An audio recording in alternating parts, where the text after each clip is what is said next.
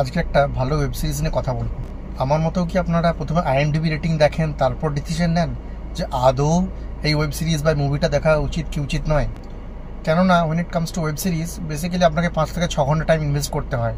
Now does that IMDb rating really worth it or not, সেটা একটা decide করতে একটা সুবিধা হয় আর কি। আজকে যে ওয়েব সিরিজটা নিয়ে কথা বলবো তার নাম হচ্ছে The Hunt, Rajiv Gandhi assassination case. আইএমডিবিতে একটা 8-এর উপর রেটিং আছে, আর আপনি এটা সনি লিয়েও দেখতে পারবেন। বিভিন্ন ভাষায় ডাব করা আছে। এবার আসি পছন্দ অপছন্দের ব্যাপারে। আপনার যদি হিস্টোরিক্যাল ড্রামা বা থ্রিলার টাইপ পছন্দ থাকে তাহলে কিন্তু দ্য হান্ট আপনার ভালো লাগবেই। জানি না আপনারা অলরেডি দ্য মাদ্রাস কাপের সিনেমাটা দেখেছেন কি না, যেটা 2013 সালে এসেছিল সুজিত সরকারের ডিরেকশনে, আর জন আব্রাহাম ছিল। যদি না দেখে থাকেন ইমিডিয়েট গিয়ে সেটা একবার দেখতে পারেন। আমি ম্যাড্রাস ক্যাফে কেন বললাম, কেননা ওই মুভিটা ওয়ান অফ দ্য ফিউ যে টান উত্তেজনা, রাজীব গান্ধী ফুল অ্যাসোসিয়েশনের মাইনর থেকে মাইনর ডিটেলসও কভার করেছিল। কিন্তু ওখানে সমস্যা হলো ফ্রেমগুলো প্রচণ্ড ফাস্ট চেঞ্জ হচ্ছিল, সেই জন্য অনেক ডিটেলস, এত ইনফরমেশন ওভারলোড হয়, মেবি আপনি অনেক কিছু মিস করে যেতে পারেন। কিন্তু এই দ্য হান্ট ওয়েব সিরিজে নাগেশ কুকুনুর যে ডাইরেক্ট করেছে, সে কিন্তু ছোটো থেকে ছোটো মাইনর ডিটেলসও খেয়াল রেখেছে। যারা অভিনেতা আছেন, অমিত সেওয়াল, সাহিল বৈদ, ভাগবতী পেরুমাল, গিরিশ শর্মা, এরা আউটস্ট্যান্ডিং পারফরমেন্স দিয়েছে। কিছু কিছু ক্ষেত্রে আপনার মনে হতে পারে ওয়েব সিরিজটা স্লো মুভ করছে, প্রথম 2-3 এপিসোড এরকমই লাগবে, তারপরে যখন সাসপেন্সগুলো রিভিল হবে গ্র্যাজুয়ালি, আপনার কিন্তু ওয়েব সিরিজটা ভালো লাগতে বাধ্য।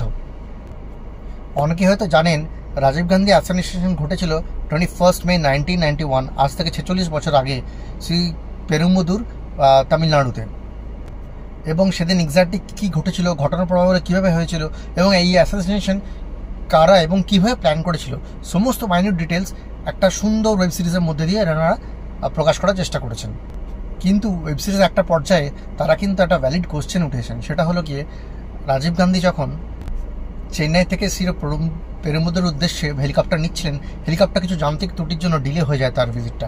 কিন্তু তারপরেও তার পার্সোনাল সিকিউরিটি অ্যাডভাইজার ছাড়া কীভাবে রাজীব গান্ধীকে অ্যালাউ করা হলো শ্রী পেরুম্বদুরে যাওয়ার জন্য, ইন্টেলিজেন্স রিপোর্ট থাকা সত্ত্বেও যে ওনার প্রাণের ঝুঁকি আছে, এটা তো বড় কোশ্চেন একটা রেজ করে।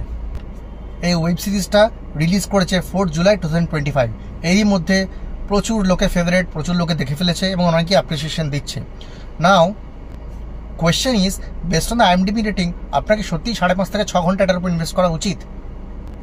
ওয়েল, আমি বলবো ওয়েব সিরিজটা আমার মতে 8.1-এর ওয়ার্থ নয় যেটা আইএমডিবি রেট করেছে। It should be around somewhere around 7, কেননা ইনিশিয়াল একটা বেশ অনেকটা ল্যাগ আছে, বাট তারপরে ব্যাপারটাকে ভালোভাবে ম্যানেজ করা গেছে। কাজেই 5-5.5 ঘন্টা